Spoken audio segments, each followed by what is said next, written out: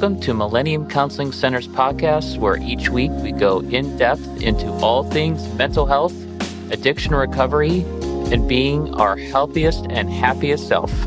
Enjoy.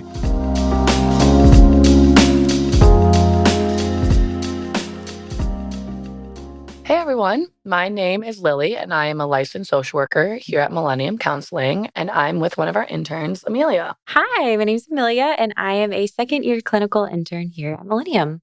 I think today we're going to talk a little bit about life transitions. For us, what's coming up is transitioning out of undergrad, either into grad school or into the working world, comparison about maybe what some of your friends are doing, and just sort of everything that comes with navigating a new chapter in your life. I think when I graduated, I kind of had these blinders on because I knew it was next for me. It was moving to Chicago. It was going to grad school. It felt so exciting and new. And compared to some of my friends who had no idea what their next step was, or they were moving back home with their parents or into their hometowns or staying in their college towns. And not that I had this like superiority complex, but I really was like, oh, I know what's next. I'm not going to grieve this season at all. This is just like new and exciting. And then as soon as I moved here, it was like I saw friends doing things that I wasn't, and they were in spaces that felt more comfortable. And it really did feel like grieving. Like this time of my life is over. It's time to be a grown up, which I had never really experienced before. Yeah, I think I had a similar sort of experience. I think part of me thinks that I chose to go right into grad school after undergrad as a kind of maybe like a defense mechanism of like, I'm not ready for that unknown. I can't really handle maybe moving back in with my parents or not having a job or not having something set up. So I was like, the most for sure thing that I can do right now, little control freak, Is grad school. it's grad school. I was like, right now, while I'm currently finishing undergrad, I can do applications. I can send resumes. I can network. So for me, I jumped into let me apply to grad school. And it was, for me, that was comfortable in the moment because I wasn't ready for the big outdoors. Like, I don't know. The unknown. The unknown. But now, having just graduated from grad school and now having this job at Millennium, that doesn't mean that the transition is any easier necessarily. I mean, You kind of just got to delay it. yeah, I got to delay it. Yeah. But being an intern and then transitioning to a full-time employee at Millennium, that transition has been amazing. But I think there's this aspect of, okay, now I'm just starting my job. And a lot of the people that I graduated undergrad with are 2 to 3 years outside. Like getting promotions. And I'm like, whoa, okay. Or maybe they've been in one city for 2 years and they're like, you know what? I think I'm about to switch it up. Like, I'm at my point in my life where like, I graduated college. I've been working a job for 2 years. I want a new job. And you know what? I might move across the country.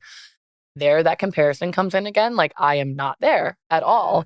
So I think there's always going to be transitions, whether it's from like the exact same spot to, there's just always things that you're going to be able to compare and transitions that you're going to be navigating. Yeah. I always think it's easy to be like, the grass is always greener, which is such a simple statement. And I feel like my father uses it way too often. But I like have this distinct memory of, especially I think nowadays social media plays into it so much, of the comparison game of what happens after college specifically. And especially like being from the South, I don't know if you experienced this, but when I graduated, it was like, okay, wedding season. Like every single one of my friends got married afterwards or got engaged or are having babies or doing these really like what felt like was supposed to be next. And I removed myself physically, but like emotionally getting on social media and seeing people doing these things was, I don't know, I couldn't swallow it. And I have this distinct memory of, I guess it was a few months ago, seeing one of my good friends from high school announce our pregnancy. And I was like, oh, I feel so behind. And it was like this huge moment. And out of anyone in my family, it's like, oh, I'm going to call my dad because he'll just tell me to buck up and like to get over it and to be happy with where I'm at.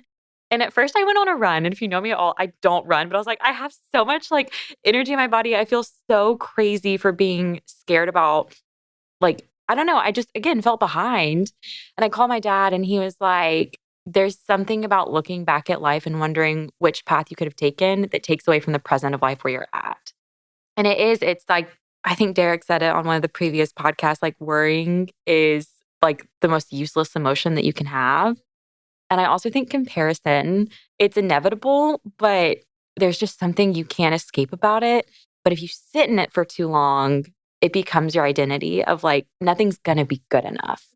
And I feel like when you get out of undergrad, there's this vulnerability entering the world, entering the workforce or grad school or getting married or having kids or whatever it might be. It's really easy to say, what if I had done this? But when you make that your whole life, you're never going to be content with anything you ever do. Yeah, I think especially with undergrad or any sort of school year or whatever, that sort of worked as a shield or like a container. Like we're all together and we're all in this together. I have my classmates. Sure, they may have different majors, different minors, whatever, but like we're all doing what we're on paper supposed to be doing right now. Yeah. Like we are all here, we're all in class, we're doing this, we're doing that, whatever. And then graduation, which is like beautiful, but also scary, is that container is like smashed open. Yeah. And it's like, now I'm picturing butterflies leaving a container. I don't know. But it's like, before you were all in the container moving all different ways because you all had your own interests and ideas and whatever, but you were still in the same space. And then there's something about opening the container and letting everyone fly away that is entirely freeing, but also like, whoa, that person went all the way over there and I'm actually just going to fly a little bit over and like take a left. You know what I mean? Like, it's like, whoa, the container's gone and it's all happening. But recognizing that wherever everyone is like flying off to, they're going to take pit stops and they may backtrack and go back the other way, or they may lean on someone else as well. Like recognizing that everyone is going through their transitions and that like, what's the end goal? Like you may have an end goal. And I think it's important to have goals, but at the same time, like no one's going to look back and be like, all right, like who made it back and like who did it out of that container? What did Sally from geometry do? Like, I don't know. Yeah. Like, good for her if she did amazing things. I'm sure she did do amazing things. But again, it's that comparison thing. Like, did you do what you wanted to do? Did you do that? Like, what were you doing? How were you motivated? What did you value? What was meaningful for you? So it's always kind of like looking back and checking in and remembering that it's your life. Yeah. And I actually recently talked to a client about this, and we were talking about what feels like home. And they were really struggling with the idea of like, well, like I have friends in New York and I have friends in California and I have friends in Miami. And there's just like this huge conversation of like, they're doing all of these great things and I'm still here. And I was like, but what's success to you? Why do you have to define it in their mindset or in their eyesight? Like what is success to them is not success to you. And it can be different and it can look different and it's going to be different. So like, I guess the next question would be if you had a client who came in straight out of undergrad and is struggling with not only the newness and not being in the container anymore, but also the comparison of looking at other people and what they're doing, what would be your advice to them? Yeah, I think for me, something that's coming up is maybe some like values work, honestly, and just like, let's get back to the basics. I'm out of the container. What do I want to focus on now? What's important to me? Yeah, like, is it family? Is it relationship? Is it career? Like, what right now is things that I want to put energy into? And then asking yourself, why do you want to put energy into that? Like, why is that standing out? I think for me, after undergrad, it was family. I wanted to move back home to Chicago. Family was a huge thing for me. I wanted to continue my education because of a goal that I had with my career, with becoming a therapist. And then I think it also was friends. I knew a lot of friends that were also coming back. And there was a part of me that, like, I didn't grow up in the city. I was still doing something new by moving to a different neighborhood in Chicago. I grew up 45 minutes from the city. And now coming back, I was like, you know what? But like, I still am doing something new. And I felt like, so I think another thing that I did value was like adventure and getting uncomfortable. So I think advice to me would be like, now that you're out of there, great, loved it, amazing. But like now that you're gone, like what did you learn in college about yourself that you want to now put into practice when you maybe have a bit more freedom or energy or time, you have more choices that you can potentially make. Like, what are you going to do with your experience and how is that going to inform the choices that you're now allowed to make in the real world? What about you? I don't know. I think it's interesting looking about it in my own perspective because I think very similarly but differently. When I got out of undergrad, it was number one was probably career. I wanted to further my career. I knew what I wanted to do, and I knew that there were multiple steps in order to get there. And I knew there were only so few schools that offered those steps. So I was like, all right, it's Chicago, it's Denver, it's Atlanta. Atlanta felt way too close for home. Yep. So it was Chicago. We're happy to have you. Yeah. And so I think that was something that was really important to me. And then with that, I knew, after being in a really small town for most of my life and both, just growing up and then in undergrad, really wanted a city and I wanted adventure and I wanted kind of just that, I don't want to call it escapism, but like that's kind of what it felt like. I wanted just to do something on my own. I wanted that like independence, individuality. I wanted to figure out who I was without leaning on so many great supporters that I've had my whole life. And so those were two. But I think if I had a client who showed up with these ideas, I think not only pointing them to the how, what, and why, I think I'd really want to think of like, are you still stuck where you were? Do you still feel like is it missing college or is it wanting to live in college? Because I think that's something when people leave college, it's like, I want to be in college forever. That was the best 4 years of my life. Like, now what do I live for? Yeah, should I do a victory lap? Like, should I stay for a while? Yeah. And figure out what were the things about college that felt safe and how can we implement that into life now? It might not be living with your 4 best friends. It might not be having professors that you had for all 4 years. It might be figuring out what about those people made you feel safe and how can we find that in new spaces? So yeah, I think looking at what made you comfortable and how can we find that in a new place, time, adventure, Yeah. Alternatively, there's aspects of college that don't serve everyone very well either.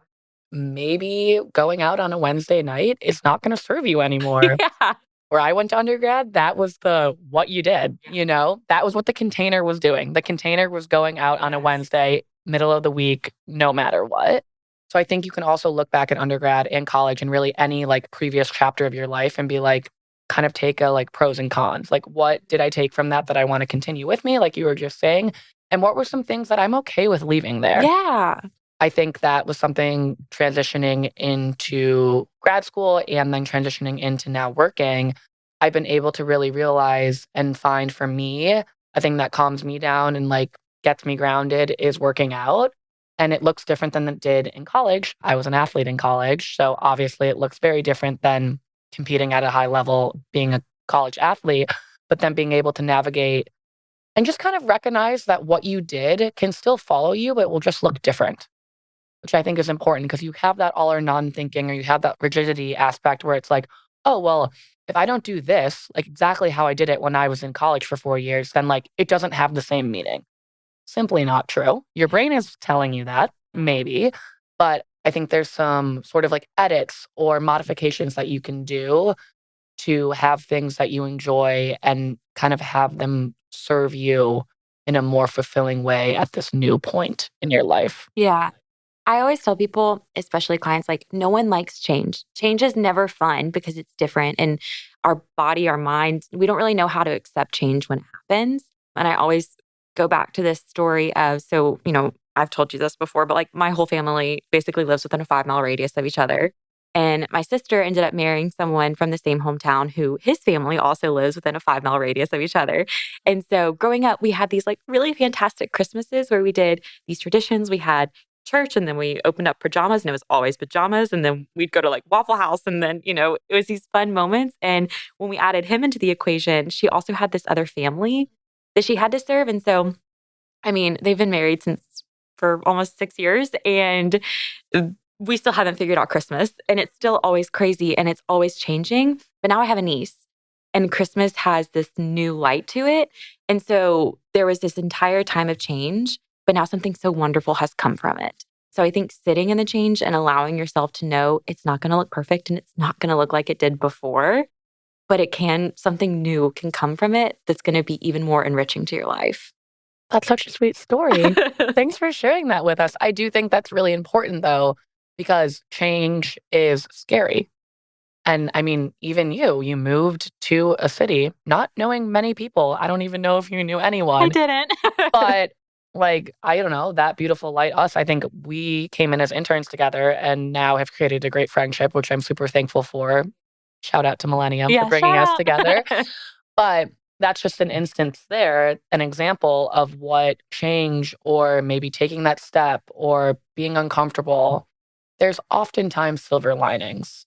And I think transitioning from one chapter to another also provides you with silver linings, which in the moment may be really, really, really hard to envision in the future.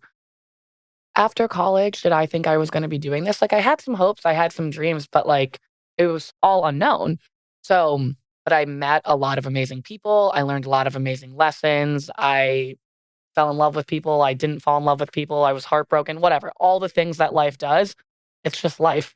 Yeah. And I think for some reason, coming out of undergrad is it's just that entrance into life transitions. It's that like vulnerability of it was growing up, it was high school, it was then a new college town that you got acclimated to, that you loved, that you found friendships in, and then it's new. And so whatever that looks like, even if you don't move, 12 hours away from your family and you move back to your hometown, it's still new. And it's not going to be what it was when you were with your family. So, yeah, I think change is going to be change. And hopefully, this is a series where a lot of counselors here at Millennium can talk about different life transitions. And this is kind of just the start. Oh, awesome. Thanks for joining us, Amelia. Of course.